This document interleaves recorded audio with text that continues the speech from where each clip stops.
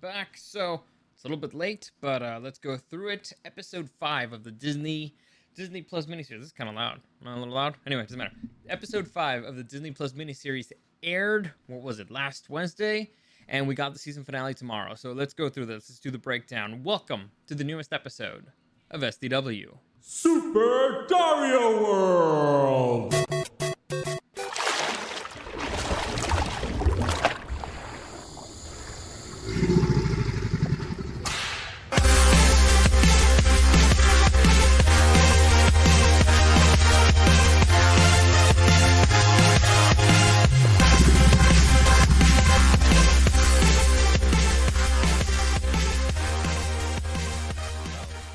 So I think that's fixed. That's a little bit better. Hopefully the levels are fine. If not, sorry. I mean, it looks fine here, so whoops.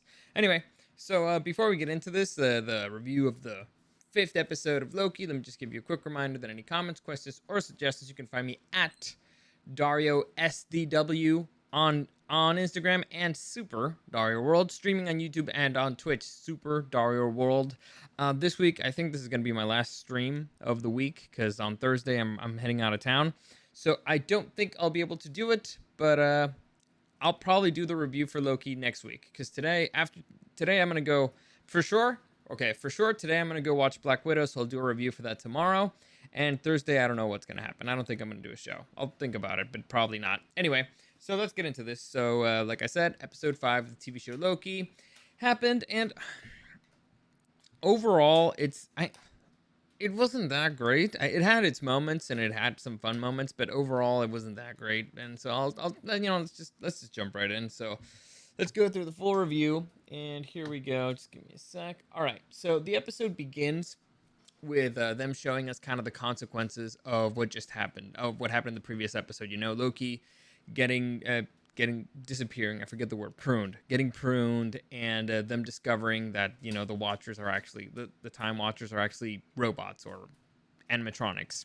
And so that leads us to seeing Loki where he ended up. And it turns out that Loki ends up in this post-apocalyptic world where there's a bunch of really random stuff for really random reasons, and he encounters 3 other Lokis. And by the way, I hope that noise isn't bothering everybody, because I could close the window, I guess. Whatever, doesn't matter. If it's too bad, I'll close it. Anyway, so he ends up in this post-apocalyptic landscape where he's seeing alternate versions of himself. And again, this is such a fucking clusterfuck. There should not be other versions of Loki that are this old, or what, you know, I'll save it. I'll save it, because there's a moment to explain all this stuff, and my head already hurts. And well, anyway, he discovers that there's a giant monster that eats everything called the Alioth, which, by the way, it's a great name. Unfortunately, it's a giant smoke monster, so I have issues with that certain thing, but whatever. He looks cool. He has a cool name. We'll see where he goes with that. Anyway, so we end up with the Sylvie interviewing the judge. I'm going to keep calling her the judge, and trying to figure out what the hell's going on. Why is it that they dragged her here and all that stuff? And they have this confrontation where Sylvie's like, give me a reason not to kill you. And here we learn that the people who are pruned are not actually killed, which is really weird. What happens is when you get pruned, you get sent to the future, basically, to the end of time. I don't particularly understand why, but according to this, gives Sylvie the idea that basically, you know what, maybe that's where the person who's controlling this whole thing is hiding. So she wants to go past the end of time and hopefully encounter the person who is manipulating this whole situation, right? Now, I don't understand why you would send somebody to the end of time if the end of time is still being written, because that means that they're altering the story just at the end of the timeline, right?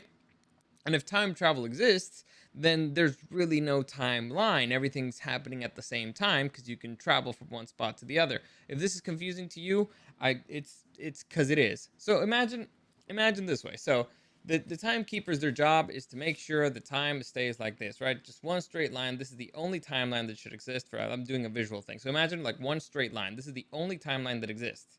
And so whenever like branch comes out, they're like, no, we gotta, like, I guess I should have used something different. But whenever like a variant comes up, it alters the branch, and they're like, no, we gotta prune this, and so it's go back to being straight.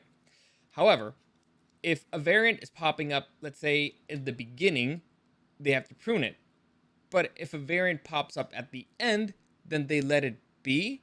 I mean, in fact, they sent it over there, but it's still a variant, and you're actually altering the end of time. So the only reason I guess why they would send somebody to the end of time would be because there's a monster over there that is basically destroying all matter and energy, which by the way makes no logical sense because matter doesn't get created or destroyed, it transforms. But let's say it has the ability to do so, and it's the only way that actually makes sense because one of the one of the paradoxes of time travel is exactly that: what happens to all the matter, because there can't be more matter in the past or more matter in the future than there is in the present, because it doesn't change, it just transforms. Whatever. I know I'm going into technical stuff, it makes my head hurts, and this is the way I think. Anyway, point is, a variant in the beginning is going to be a variant at the end. And here's the thing: since the end of time is still being written, that means that it's going to continue, which means that it's going to be a variant no matter what. So you can't write the end of time if you keep throwing variants at it, right?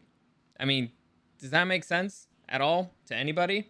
Like, you're at the end of time, and I'm keep throwing, and you're, imagine you're trying to write a book, and you're in the final chapter, and you're trying to figure out, okay, how am I gonna keep, or yeah, actually in any chapter, whatever, and all of a sudden they throw a random character at you, and you're gonna have to do something with this, and now expand that to they're sending you an entire pruned universe. What are you gonna do? Like in the middle, so imagine a story that's, let's say, that's pretty popular that most people know. Let's say Star Wars. So let's say it's Return of the Jedi. It's the moment where Darth Vader and Luke Skywalker, they're having their final confrontation, and then all of a sudden, Darth Vader throws the Emperor out into the chasm or whatever. He betrays them, and they're, well, by the way, spoiler alert, I guess I should have said that. And so you're like, this is done, right? This is how it ends. And all of a sudden, right in the middle of that scene, I don't know, Lord Voldemort shows up. Like, as soon as they throw Sidious down into the pit, Voldemort shows up, and he's like, "Hey, what the fuck are you gonna do there?" I mean, I guess it could be interesting, but it's like, what the fuck are you doing? How you can't just do that. You can't just randomly throw in a character and expect that the timeline will continue to be straight and clean. Some writers could work with it, I guess, but there's no way it's going to be neat and clean. Anyway, the point is, it makes no fucking sense. But it's on par with this show not making any fucking sense at all whatsoever. But let's continue. I spent already way too much time trying to explain that, because I'm trying to explain something that has no explanation or any logic whatsoever. But anyway, let's continue. So Loki starts learning about this world, and honestly, this is probably Tom Hiddleston's worst acting.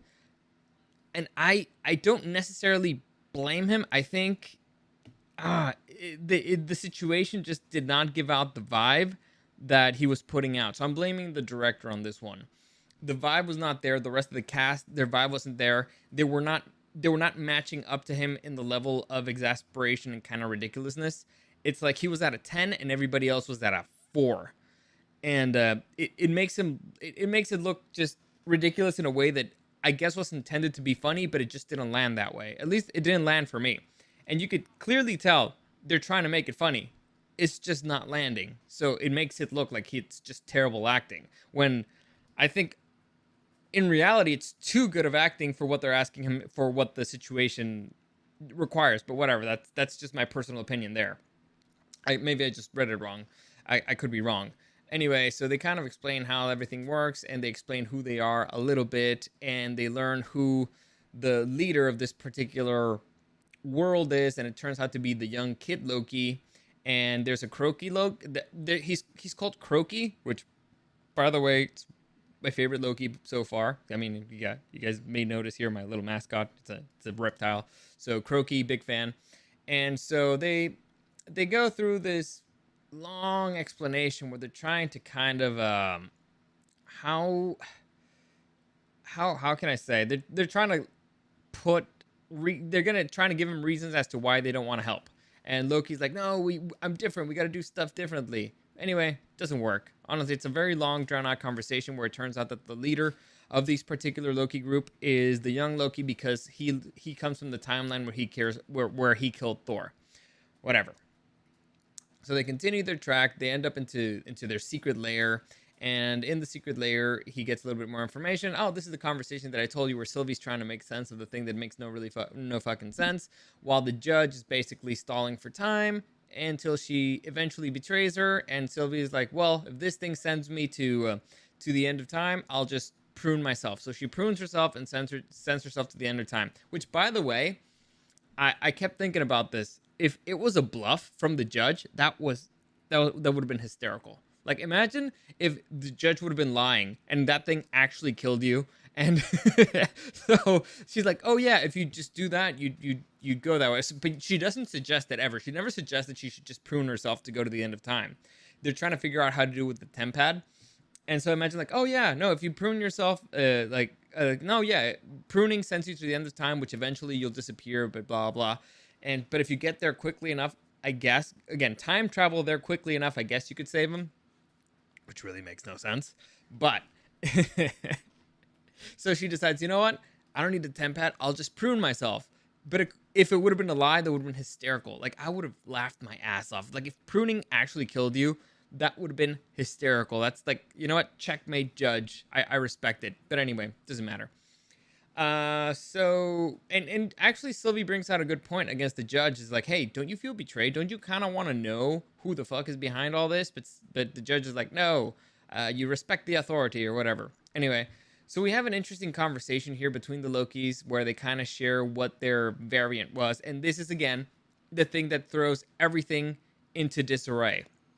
So normally, there's one timeline. So this is the sacred timeline. I'm going to use this thing again. So there's one sacred timeline. That means that variants are things that you do or changes that you go out of that particular timeline within the same timeline, within the same universe, right? Because there's only one. One timeline means one universe. If there's a multiverse, then there should be a multiverse of timelines. But no, there's one universe. And so there's one universe. A variant can pop up at different times of your life. So let's say, imagine your own life. And imagine all the decisions that you make. And there's a universe where you, instead of going to one school, you decided, you know what, I'm going to go to another. That's a variant. The time police comes and get you, prunes you. All right. Then there's another variant where you decide, you know what, instead of dating one girl or one guy, you choose somebody else. That's a variant. Nope, come back. You have to stick to the timeline. In all those time variants, you should look the same. You should be the same person.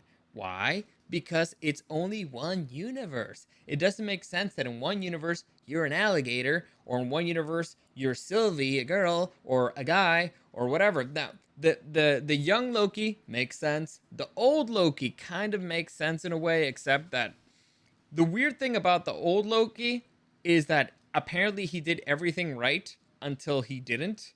And so his variant happened after the Loki of the correct timeline was supposed to be dead. So again, nothing here makes any fucking sense. They're mixing up multiverses with multiple timelines, which should be the same fucking thing, but it's just a mess. And the more they try to explain it, the more they add to it, the more that they fuck it up, and it makes no sense whatsoever in any way, shape, or form. So I'm more and more of the theory that this has nothing actually to do with time travel, and it has to do with something completely different, and somebody's messing with them in a way that I still cannot explain. Because time travel makes no sense. Sacred timeline makes no sense. Only multiverses make sense here. And in a multiverse, there could be a infinite amount of different types of Lokis. There could be the demon Loki, there could be female Loki, there could be old Loki, there could be black Loki, there could be crocodile Loki, there could be kangaroo Loki. There, it makes perfect sense to be an infinite amount of different Lokis. Okay. Time travel here with one sacred timeline makes no fucking sense whatsoever. So the only logical conclusion to me is that this has all been a giant lie from the start. There has been actually like no time travel whatsoever. It's more like multiverse jumping. But I mean, to have the power on that scale, there's only like very few characters in the Marvel universe, and none of them have really been presented into the Marvel universe yet. Like the only character that's traveled dimensions so far has been in Doctor Strange, I think, and still it was not at this scale at all, like not even close. So that's my theory, at least right now with the information that's been given. Or it could just be that they just massively fucked up the whole thing and they don't really know what to do with it, and so they're just pretending, you know what? People won't overthink this, but they weren't counting on the weirdos like me. Anyway, let's continue. So they have this conversation, and Loki tries to reach out for help, and the reason why he's trying to reach out for help, it's like, hey, basically, I'm very different from everybody else, and it's all because of this girl. This girl's different. It's not that I'm different, it's that the girl's different, which, I mean, if we're talking about, again, a multiverse thing, there should be an infinite amount of female Loki, so I don't know why there's only one. Okay, whatever. And let me see the chat here real quick. Danny, game clips. Hey, really quick, what really happened to Ashley from the show because she was just gone the next day? I've always wondered.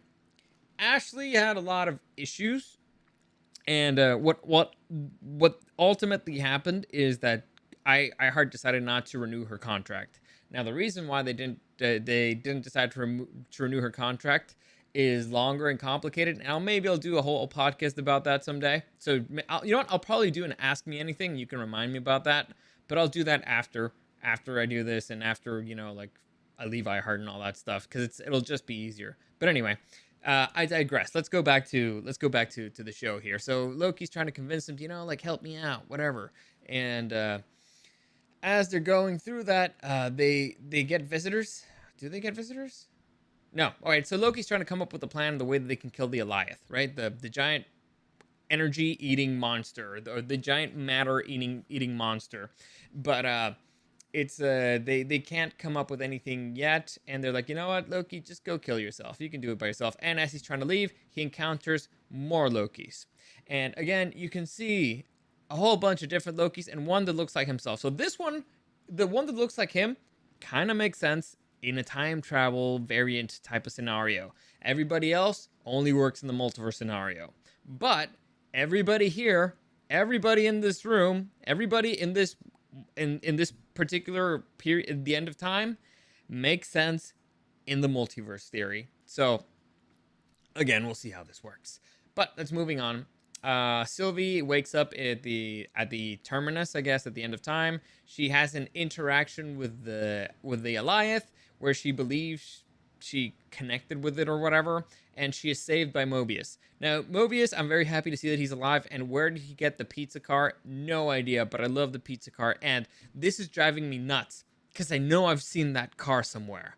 I know it's from something, like off the top of my head, I want to say Pixar Toy Story, but I know that's a rocket, so it's not that specifically, and it's driving me nuts because I've seen that car. Anyway, if anybody out there remembers where the hell that car's from, let me know, because it's really bothering me. Next, so we get a meeting here of the Lokis, where basically there's a Loki insurrection, where one Loki's like, well, I'm gonna be the new leader, and we're gonna kick your ass, kid, because the kid's the king of that particular timeline. And the other Loki's like, well, no, I betrayed you. And another Loki's, no, I betrayed you. And now that's again, this is all kind of supposed to be funny. And to me, the real funny part was Croaky, the crocodile Loki eating one of the Loki's hands. I thought that was funny, because I also saw the meme of Croaky versus Thanos, and he just eats the Infinity Gauntlet out of his hand. That was great. It's stupid. I love it. Fans can be great sometimes. Anyway, so there's this big fight between all the Lokis that really doesn't make much sense. And again, they're trying to be funny, but here's the thing. Loki is a deceiver, right? That's his thing. He's a trickster. So why would a trickster trust another trickster? If it were me, if I would have written this scene, I would have written it in a way where it's like, I knew you were going to betray me, so I prepared for that. And somebody else is like, oh, well, you weren't counting on me. Like, I was counting on you betraying me, so I'm planning to betray you. And like, aha. But I'm I planned that you were going to know that I was going to betray you, so I betrayed you, blah, blah, blah. So they could have had a long, drawn out, almost Monty Python like bit there, which could have been played seriously. And they just keep, and betrayals and backstabs just keep popping up because it's an infinite number of Lokis. And so that could have been actually like an interesting scene, at least in my mind. I think it could have been funny because who doesn't see Loki backstabbing you? Like who can't see that one coming? There's a few of them that you're like, maybe he won't do it, but mostly, you can expect it. Danny's game clips, Harry Potter, the car that flies. Yeah, I don't mean specifically the car. I mean like the model. I mean the a car with a pizza thing on top. I don't know why. It just seemed really familiar. But anyway, let's continue. So there's the big Loki fight where it's weird because they don't really seem to be fighting that seriously, and so the old Loki ends up taking the kid Loki, and Loki or show Loki. God, this is gotta be difficult. Okay, so guys that you need to remember here: Croaky, it's the crocodile Loki. Kid Loki, who's supposed to be like the king of that particular realm. Uh, Old Loki, who's like a master illusionist who only uses magic, and show Loki, who is the main character of the show. I know, my head hurts too. It's too much. But okay, so old Loki ends up taking Croaky, Kid Loki, and show Loki out of there, and he's like, "All right, fine. I'm gonna help you out because Loki suck, and so we should try to do something good with our lives." As they're trying to figure out how they're going to approach Alioth, the Sylvie and Mobius see them in the distance, so they drive towards where they are. There's an interesting rapport between Mobius and Sylvie, and so they end up teaming up.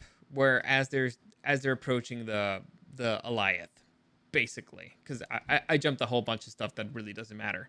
So Loki and Sylvie have this pretty, honestly, very cold reunion. It's weird. Like, I don't know about you guys, but if you thought that you're never going to see somebody again, or if you thought they were dead, you would show a little bit more emotion. You'd at least go in for a hug, and then you try to compose yourself or whatever because you're too cool for school if you're Loki. But still, all right, this is the way they wanted to play it. Fine, this is the way that they played it. Anyway, so they have this reunion. They talk about the plan, and it turns out that both of them think that their plans are stupid, but one of them, Sylvie, has a plan that seems a little bit more logical, and her plan is, I am going to enter the mind of the Alioth, and I'm going to enchant him. And so basically, I'm going to take control of a matter and energy consuming, well, I guess we all consume energy and matter, but no, of a matter and energy destroying entity that we don't even know if it has a brain, but I think it does because I touched it for a second. So listen, the plan takes balls, all right? And it's probably a better plan than, hey, let's go and kill it because it's a cloud, and I don't know how the fuck you kill a cloud, but all right. It's a ballsy plan. Either or plan, ballsy. So kudos to them, and it seems like, okay, it should be like an exciting showdown, right? You'd be wrong. So they decide to, you know what, let's go to this thing. In the meantime, back at the TVA, Time Bureau. I'm sure I just TVN. No, Time. Whatever. Back at the Time Agency, the judge interviews the cop who was not the cop, the agent who ended up betraying her for Sylvie to help her out. They have a conversation about like the truth and people need to know everything, blah blah blah, about everything being fake. And she questions the judge's resolve, like, do you not want to know? Do you not want to know who's been lying to us, who manipulated us? Blah blah blah. Which is honestly, it's an interesting conversation, but it's and it opened up the judge to let's say a bit more curiosity. But where is this actually gonna go? I don't know. I think this show right now is kind of lacking a villain, and it seemed like the judge, was gonna be a villain, but now it looks like, oh, they're trying to make her like a sympathetic character because she's probably going to turn in the next episode, and she's gonna be like, oh no, I was wrong, and blah blah blah. So, all right, okay, whatever.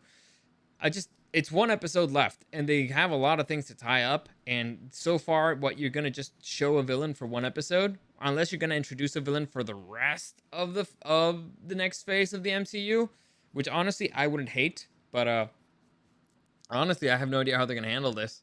It's just one episode, and so far they've had a lot of episodes where they just waste a lot of time. Anyway, let's continue.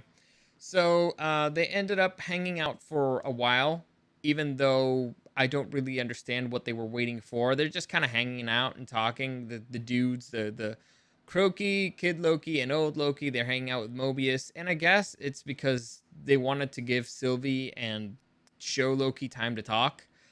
All right, and kind of like in a very awkward and indirect way, confess their feelings or whatever. Except they don't not actually do it. But again, you can't do that in before the finale, I guess, or it would have been better at the finale. I don't know. Honestly, I don't know what the whole time wasting thing about all this. Like, you'd think they'd be in a rush. I have really no idea what they're waiting for, but they're waiting for something. Okay.